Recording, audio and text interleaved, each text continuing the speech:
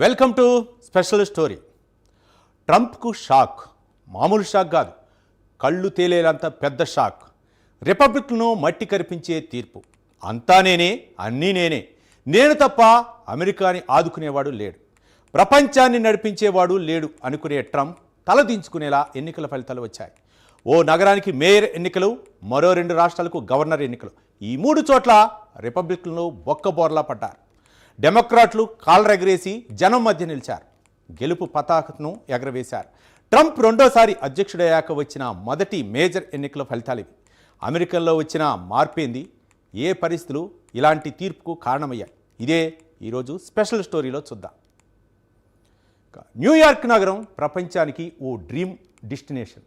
అనేక జాతులు, మతాల ప్రజల సమాహారం.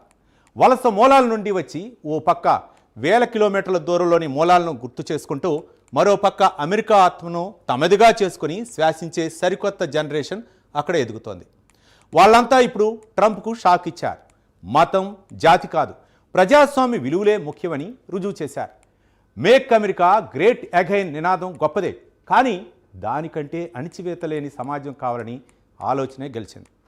జనానికి సమాన అవకాశాలు, సమాన గుర్తింపు అవసరమనే స్పృహ గెలిచింది. మతం ప్రాతిపదికన మనుషుల్ని వేరు చేయలేరని నిరూపించింది. అందుకే ఈ గెలుపుని చాలా ప్రత్యేకంగా చూస్తున్నారు. రేపటి మార్పుకి ఇది సంకేతంలా చాలామంది భావిస్తున్నారు. ఓ నగరానికి మేయర్ ఎన్నికలు, దానికి ఎవరు ప్రచారం చేస్తారు?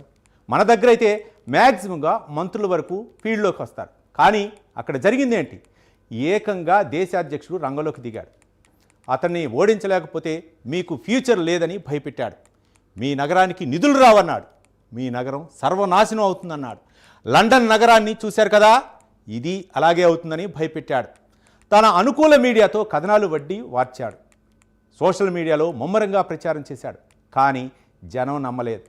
మీ ప్రచారం ఎలా ఉన్నా మా అంచనాలు మాకున్నాయని ఓటు గుద్ది చెప్పారు. అసలు నిజాలు మాకు తెలుసునని ప్రపంచానికి చాటారు. న్యూయార్క్ మేయర్ ఎన్నికల్లో సంచలన విజయం సాధించాడు జోహ్రాన్ మామ్దాని. మేయర్ లాంటి మామూలు ఎన్నికల కోసం సాధారణంగా ఓ దేశాధినేత ప్రచారం చేయడానికి రాడు. కానీ అమెరికా అధ్యక్షుడు ట్రంప్ మాత్రం న్యూయార్క్ మేయర్ ఎన్నికల కోసం ప్రచారం చేశాడు. తమ అభ్యర్థిని గెలిపించకపోతే ఏం చేస్తానని చూడండి అనేలా బెదిరించాడు. అయినా ట్రంప్ను ధిక్కరించారు న్యూయార్క్ ప్రజలు. మేయర్ ఎన్నికల్లో డెమోక్రాట్స్ అభ్యర్థి జోహ్రాన్ మామ్దాని గెలిచి సంచలనం సృష్టించాడు. ఏకంగా డొనాల్డ్ ట్రంప్ ఎన్నికల ప్రచారంలో పాల్గొన్న మామ్దాని గెలుపును అడ్డుకోలేకపోయాడు. అమెరికాలో ట్రంప్ పట్ల వస్తున్న వ్యతిరేకతకు ఇది నిదర్శనమని భావిస్తున్నారు. ఎన్నికల ప్రచారంలో మాట్లాడిన ట్రంప్ డెమోక్రటిక్ అభ్యర్థి అయిన మామ్దానిని వ్యక్తిగతంగా కూడా విమర్శించాడు. అతన్ని సరైన తెలివితేటలు లేవని, ఒక ముస్లిం వ్యక్తి న్యూయార్క్ లాంటి నగరానికి మేయర్ అయితే కష్టమని అన్నారు. ట్రంప్ చేసిన ఆరోపణలను న్యూయార్క్ యువత పెద్దగా పట్టించుకోలేదు. ఏకంగా ట్రంప్ పార్టీకి చెందిన రిపబ్లికన్ అభ్యర్థిపై జోహ్రాన్ మామ్దాని గెలిచారు. దీంతో న్యూయార్క్ చరిత్రలో మొదటి ముస్లిం మేయర్గా నిలిచారు. మామ్దానికి సుమారు 50.4% ఓట్లు వచ్చాయి. 2025 అమెరికా ఎన్నికలు సంచలన ఫలితాలిచ్చాయి. భారతీయ మూలాలు కలిగిన నాయకులు విశేష విజయాలు సాధించారు. ఇది అమెరికా రాజకీయాల్లో వలసదారుల ప్రభావం పెరుగుతుందనే సంకేతాలను ఇస్తున్నాయి.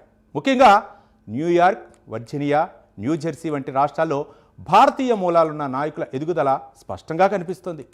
న్యూయార్క్ సిటీ మేయర్గా గెలిచిన డెమోక్రటిక్ అభ్యర్థి జోహ్రాన్ మామ్దాని ఉగాండాలో పుట్టి భారతీయ మూలాలు కలిగిన ముస్లిం నాయకుడు.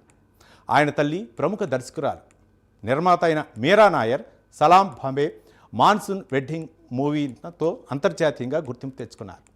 మహమ్మద్ మామ్దాని ఈయన గుజరాతీ ముస్లిం. బాంబేలో జన్మించిన మహమ్మద్ మామ్దాని తర్వాత ఉగాండాలోకి వెళ్ళి స్థిరపడ్డాడు. ఆ తర్వాత జోహ్రాన్కి వెళ్ళి 7 ఏళ్ల వయసు ఉన్నప్పుడు అమెరికాకు వెళ్ళి అక్కడే శాశ్వతంగా స్థిరపడ్డాడు. అక్కడే జోహ్రాన్ తన చదువును కొనసాగించాడు.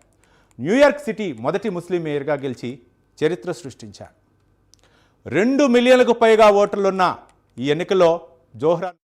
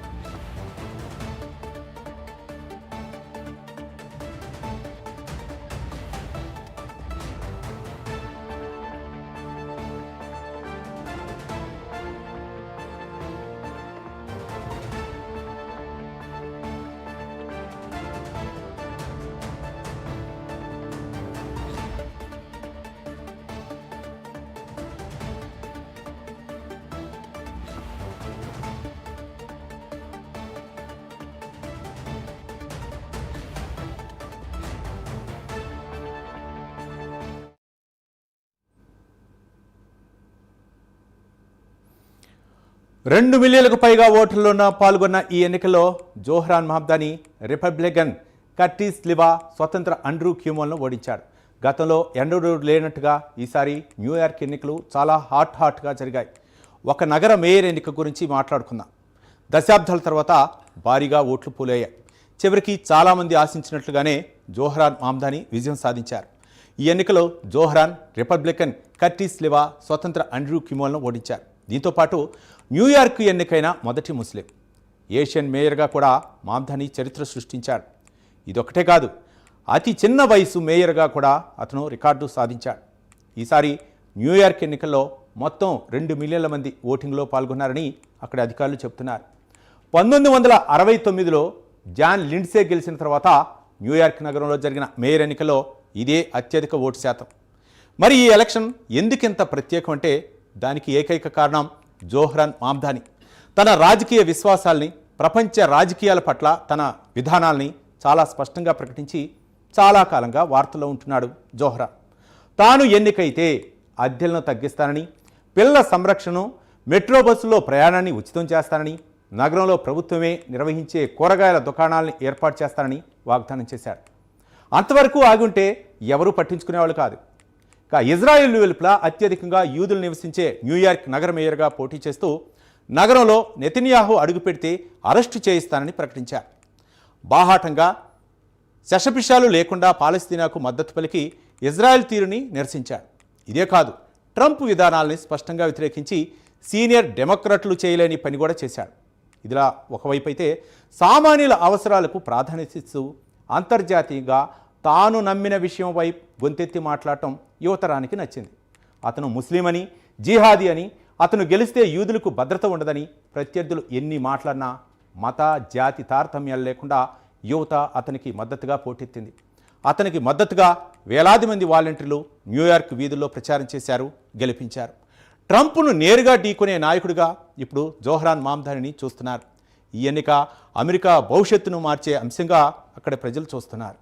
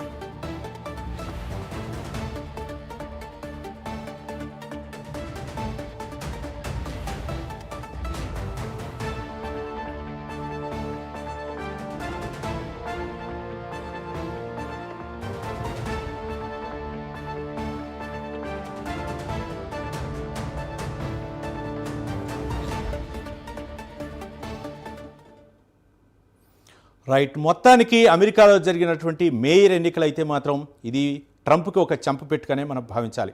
అక్కడ అంటే అమెరికా ఫస్ట్ అనే నినాదంతో ఎన్నికల్లో గెలిచినటువంటి ట్రంప్ రకరకాలైనటువంటి నిర్ణయాలు తీసుకున్నారు.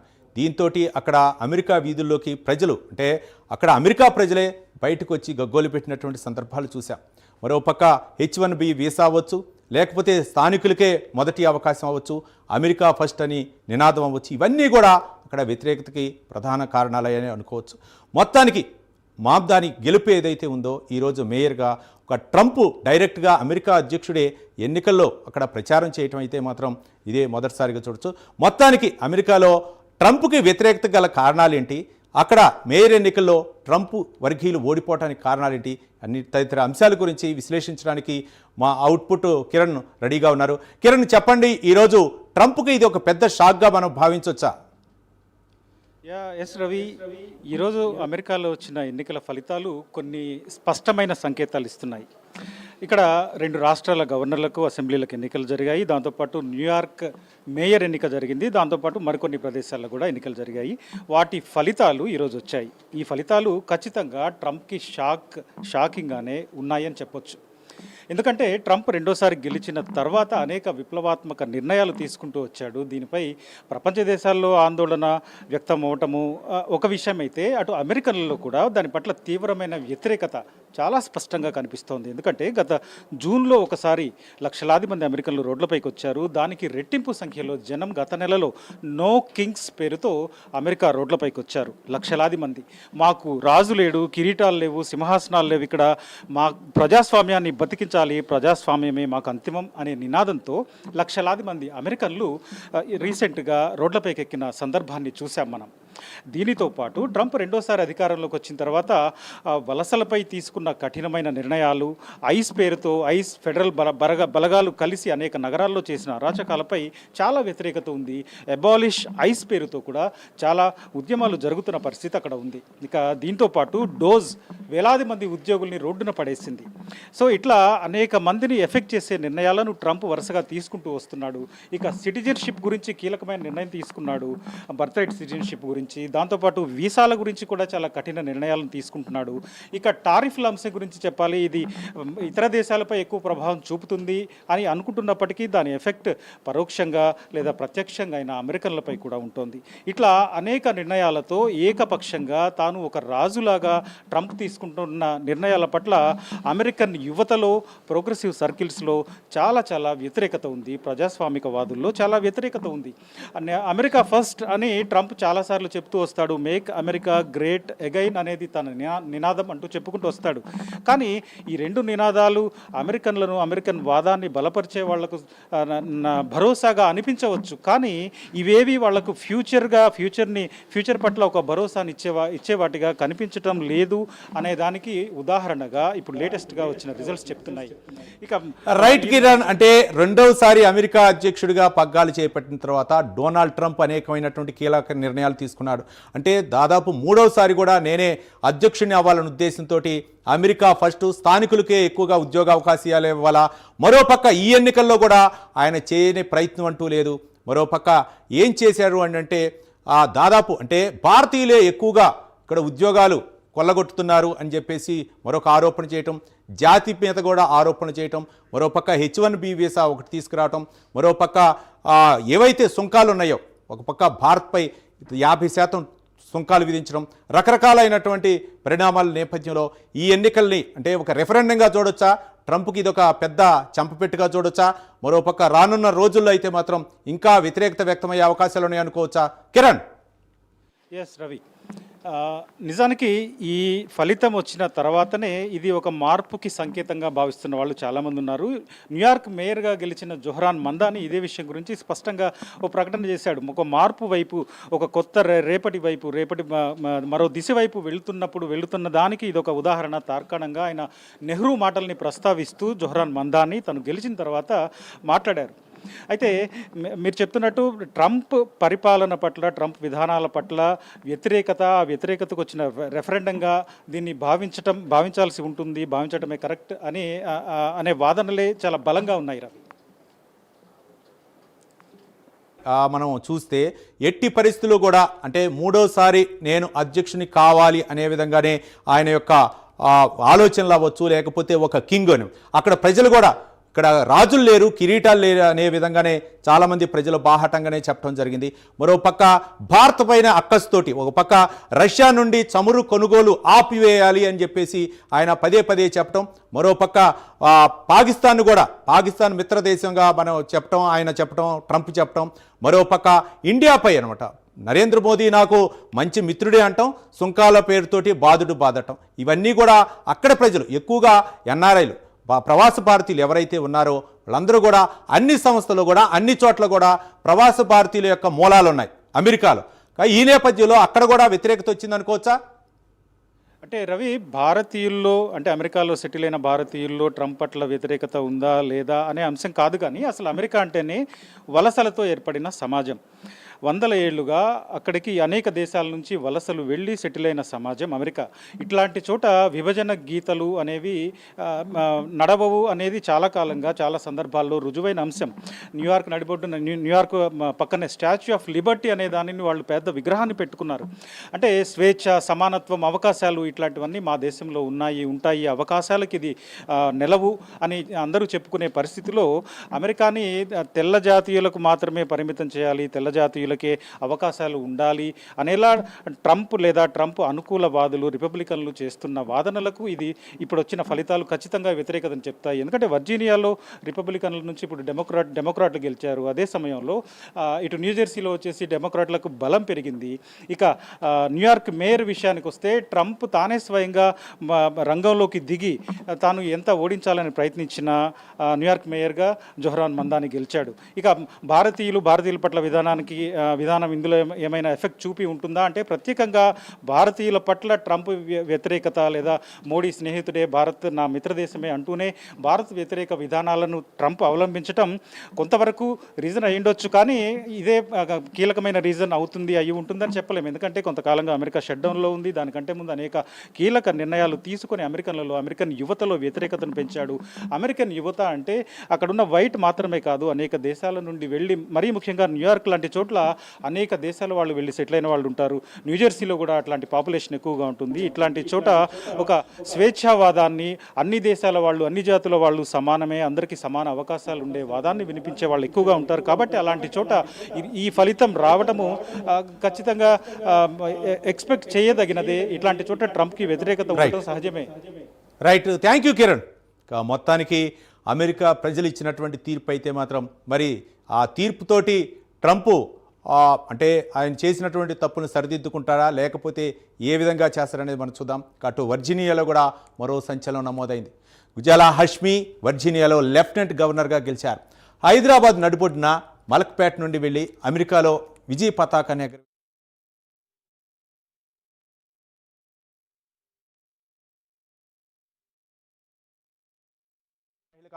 సరికొత్త రికార్డును సృష్టించారు. గజాలా హాష్మి 1964లో హైదరాబాద్లో జన్మించారు. బాల్యంలో మలక్పేటలోని తన అమ్మమ్మ ఇంట్లో కొంతకాలంగా ఉన్నారు. 4 ఏళ్ల వయసులో తల్లితో పాటు అమెరికాకు వెళ్ళి స్థిరపడ్డారు. వీరిద్దరే కాకుండా న్యూజెర్సీ, కాలిఫోర్నియా, టెక్సాస్ రాష్ట్రాల్లో కూడా పలువురు భారతీయ అమెరికన్లు స్థానిక అసెంబ్లీ, కౌన్సిల్ మరియు విద్యా బోర్డుల ఎన్నికల్లో విజయం సాధించారు. ఈ విజయాలు అమెరికాలో భారతీయ వలసదారుల సామాజిక, ఆర్థిక స్థితి బలపడుతోందనడానికి నిదర్శనం. కొత్త తరం భారతీయుల మూలాలున్న నాయకులు ప్రజాస్వామ్య విలువలను కాపాడుతూ సమాన అవకాశాల కోసం పోరాడుతున్నారు. అమెరికా రాజకీయ వేదికలో భారతీయ మూలాల ఉనికి ఇప్పుడు చాలా ప్రత్యేకంగా కనిపిస్తోంది. ఇప్పుడు అమెరికాలో ఓ సంకేతం స్పష్టంగా కనిపిస్తోంది. ట్రంప్ రెండోసారి అధికారంలోకి వచ్చిన తర్వాత మొట్టమొదటిసారి ఈ ఎన్నికలు రెఫరెండం లాంటివిగా ప్రపంచం భావిస్తోంది.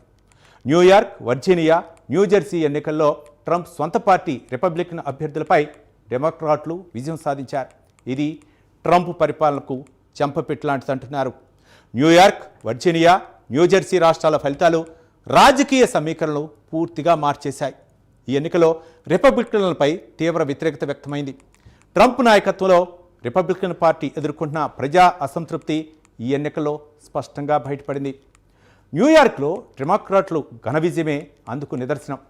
వర్జీనియా గవర్నర్ ఎన్నికల్లో అబిగేల్ స్పాన్బర్గ్ అనే డెమోక్రాట్ అభ్యర్థి విజయం సాధించారు. ఇది రిపబ్లికన్ పార్టీకి పెద్ద దెబ్బ. ప్రస్తుత గవర్నర్ యంగికింగ్ విధానాలపై ఉన్న అసంతృప్తి, ట్రంప్ మీదున్న వ్యతిరేకత డెమోక్రాట్ స్పాన్బర్గర్ విజయానికి ప్రధాన కారణమని విశ్లేషకులు చెబుతున్నారు. డెమోక్రాట్లు వర్జీనియా అసెంబ్లీలో కూడా ఎక్కువ సీట్లు సాధించి పూర్తిగా ఆధిపత్యాన్ని ప్రదర్శించారు. ఇది రిపబ్లికన్ శ్రేణులకు గట్టి షాక్ ఇచ్చింది. అటు న్యూజెర్సీలో కూడా డెమోక్రాట్లు హవా స్పష్టంగా కనిపించింది. న్యూజెర్సీ గవర్నర్ ఎన్నికల్లో డెమోక్రాట్ అభ్యర్థి షెరీల్ రిపబ్లికన్ అభ్యర్థిపై గెలిచారు. ఈ రాష్ట్రం డెమోక్రాట్లకు సంప్రదాయబద్ధంగా పట్టున్న రాష్ట్రం అయినప్పటికీ ఈసారి డెమోక్రాట్లకు వచ్చిన భారీ మెజార్టీ ట్రంప్ పట్ల వ్యతిరేకతకు సంకేతంగా చెబుతున్నాయి. గర్భస్రావ హక్కులు, వాతావరణ మార్పు విధానాలు, మధ్యతరగతి పన్ను ఒప్సెనో లాంటి అంశాలు ఈ ఎన్నికలో కీలక పాత్ర చూపించాయంటున్నారు. ముఖ్యంగా యువత, వలసదారులు, లిబరల్ వర్గాలు ట్రంప్ విభజన రాజకీయాలకు వ్యతిరేకంగా ఓట్లు వేసినట్లు తెలుస్తోంది. తన వ్యతిరేకులకు ఓటు వేస్తే నిధులు కట్ చేస్తానని ప్రజల్ని ట్రంప్ బెదిరించడాన్ని స్పష్టంగా తిప్పికొట్టారు. ఈ ఫలితాలన్నీ కలిపి చూస్తే డొనాల్డ్ ట్రంప్కు ఇది రాజకీయంగా షాక్ ఇచ్చే అంశంలా మారింది. ఓ పక్క ట్రంప్ తనకు ఎదురులేదని, మూడోసారి కూడా అధ్యక్షుని అవుతానని చెప్పుకునే తరుణంలో ఈ ఫలితాలు ఖచ్చితంగా షాక్ ఇచ్చాయని చెప్పాలి. అమెరికా ప్రజల్లో చాలామంది ఇప్పుడు మార్పును కోరుకుంటున్నారనే టాక్ పెరుగుతుంది. ఇప్పటికిప్పుడు అమెరికాలో అధ్యక్ష ఎన్నికలు వస్తే ట్రంప్ భారీ తేడాతో ఓడిపోవటం ఖాయమనే వాదనలు ఉన్నాయి. దీని వెనుక అనేక కారణాలున్నాయి. ఈ మధ్య అమెరికన్లు లక్షలాది మంది రోడ్డెక్కారు. నియంత్రణలు మాకొద్దు అని నినదించారు. అమెరికన్లు మా దేశంలో రాజులు లేరు, కిరీటాలు లేవు, సింహాసనాలు లేవని నినాదాలు చేశారు. ట్రంప్ తనను తాను ఓ రాజులా ఫీల్ అవుతున్నాడని మండిపడ్డారు. ఆ నిరసనలు కూడా ట్రంప్ అపహాస్యం చేశాడు. వాళ్ళంతా అమెరికాకు వ్యతిరేకులు అన్నాడు. వాళ్ళపై బురద జల్లే యానిమేషన్లు విడుదల చేశాడు. ఎంత వ్యతిరేకత వచ్చినా ట్రంప్ తీరులో ఎలాంటి మార్పు లేదు. అతని మాటలో ఏ మార్పు లేదు. దానికి చూసినట్లయితే ట్రంప్ మూడోసారి కూడా నేనే అమెరికా అధ్యక్షుని కావాలనే విధంగా ఆయన వేసినటువంటి స్కెచ్ అయితే మాత్రం ఇక్కడ పనిచేయలేదనే చెప్పాలి. ముఖ్యంగా ఆయన తీసుకునేటటువంటి నిర్ణయాలు అక్కడ వ్యతిరేకత వచ్చిందనే మనం చెప్పాలి. ఇక నో కింగ్స్ బ్రిటన్ల వెనుక చాలా కారణాలున్నాయి. ట్రంప్ రెండోసారి అధికారంలోకి వచ్చిన తర్వాత చాలా కీలకమైనటువంటి నిర్ణయాలు తీసుకున్నాడు. డ్రోన్స్ అనే వ్యవస్థను పెట్టి ఉద్యోగులను తీసేశాడు. మస్క్ ఆధ్వర్యంలో వేల మందిని రోడ్డు పాలు చేశాడు. ఈ వ్యవస్థకు విపరీతమైన స్వేచ్ఛ ఇచ్చి ఉద్యోగుల్ని కష్టాలు పాలు చేశాడు. ఇక రెండో అంశం ice immigration and customs enforcement. అమెరికాలో అక్రమ వలసల్ని గుర్తించి వెనక్కు పంపడం ఈ వ్యవస్థ లక్ష్యం. కానీ ఫెడరల్ బలగాలను దింపి సామాన్య జనాన్ని వేధించాడు. వలసదారుల్ని హింసించాడు. తల్లిదండ్రుల నుండి పిల్లల్ని దూరం చేశాడు. అందుకే అనేక రాష్ట్రాల్లో అబాలిష్ ఐస్ అనే ఉద్యమం నడిచింది. ప్రజలు పెద్ద ఎత్తున నిరసనలు చేశారు. ఆ నిరసనలను అణిచివేశాడు. ఇక అధికారంలోకి రాగానే సిటిజన్షిప్ గురించి సంచలన నిర్ణయం తీసుకున్నాడు. ఆ తర్వాత వీసాలపై కూడా వివాదాస్పద నిర్ణయమే తీసుకున్నాడు. ఇక టారిఫ్ల సంగతి చూస్తే ఇది ప్రపంచ దేశాలనే కాదు, అమెరికన్లను కూడా సమస్యలో పడేస్తోంది. వీటన్నిటికీ తోడు మరోసారి అధ్యక్షుడు అవడానికి ప్రయత్నాలు చేయటం, ఇవన్నీ కలిసి ట్రంప్ పట్ల వ్యతిరేకతను భారీగా పెంచాయి. అందుకే రిపబ్లికన్ పాలన నుండి వర్జీనియా డెమోక్రాట్లకు వచ్చింది. న్యూజెర్సీలో డెమోక్రాట్లకు మెజార్టీ పెరిగింది. న్యూయార్క్లో సంచలన విజయం నమోదైంది. కా మేక్ అమెరికా గ్రేట్ అగైన్ అని లేదా అమెరికా ఫస్ట్ అని ట్రంప్ ఎన్ని నినాదాలు చేసినా అవి చాలామంది అమెరికన్లను ఆకట్టుకోలేకపోయాయి.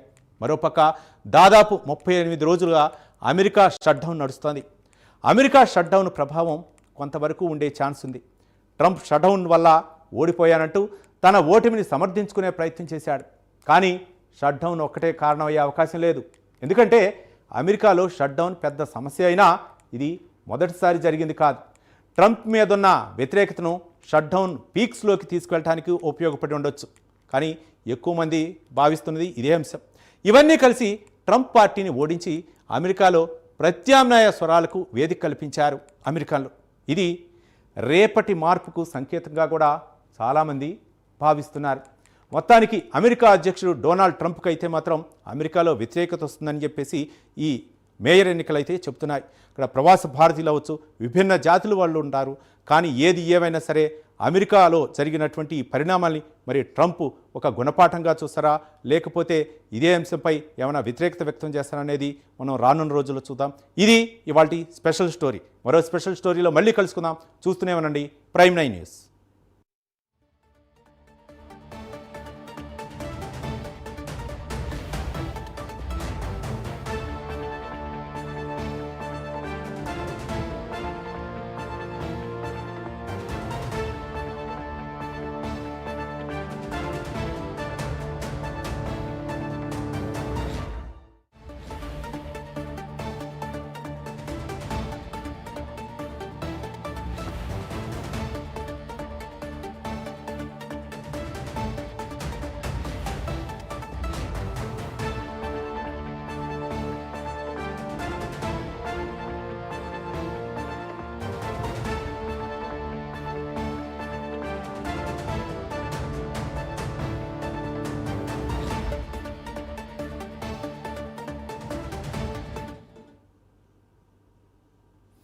అమెరికాలో మేయర్ ఎలక్షన్లో జరిగినటువంటి ఈ పరిణామాల్ని అమెరికా అధ్యక్షుడు డొనాల్డ్ ట్రంప్కి అయితే ఒక చెంపపెట్టుగా భావిస్తున్నారు చాలామంది రాజకీయ విశ్లేషకులు. అక్కడ ఏదంటే అమెరికా ఫస్ట్ అనే నినాదం తీసుకోవచ్చు, అమెరికన్లకి అవకాశం కల్పించవచ్చు. కానీ ఆయన తీసుకున్నటువంటి ఇబ్బడి నిర్ణయాలు ఏంటంటే ఒక H1B వీసా అవ్వచ్చు, లేకపోతే ఇతర దేశాలపై ట్రంప్ పన్నులు విధించవచ్చు. ఇవన్నీ కూడా మరొక దేశంపై ఆధిపత్యాన్ని చెలాయించే విధంగా ఒక దేశంలో జరుగుతున్నటువంటి పరిణామాల్ని ఆయన ఏలెత్తి చూపించే విధానాలు వచ్చి ఇవన్నీ కూడా అక్కడ ప్రజలైతే మాత్రం వ్యతిరేకించారు. మొత్తానికి ట్రంప్ నిర్ణయం మూడోసారి అధ్యక్షుడిని అవ్వాలనే నిర్ణయం తీసుకున్నటువంటి ట్రంప్ నిర్ణయం ఏదైతే ఉందో అక్కడ ప్రజలైతే మాత్రం వ్యతిరేకించారు. మరోపక్క దాదాపు 38 రోజుల నుంచి షట్డౌన్ కొనసాగుతుంది. ఇది కూడా ట్రంప్ ఓటమికి, అక్కడ మేయర్ ఎన్నికలకి అయితే మాత్రం ఇది ఓటమికి ప్రధాన కారణంగా భావిస్తున్నారు. రానున్న రోజుల్లో మరింత ఓటమి అంటే మరింత వ్యతిరేకత వ్యక్తమయ్యే అవకాశం ఉందని చెప్పేసి అక్కడ విశ్లేషకులు కూడా చెప్తున్నారు. ఇది ఇవాల్టి స్పెషల్ స్టోరీ. మరో అంశంతో మళ్ళీ కలుద్దాం. చూస్తూనే ఉండండి ప్రైమ్ 9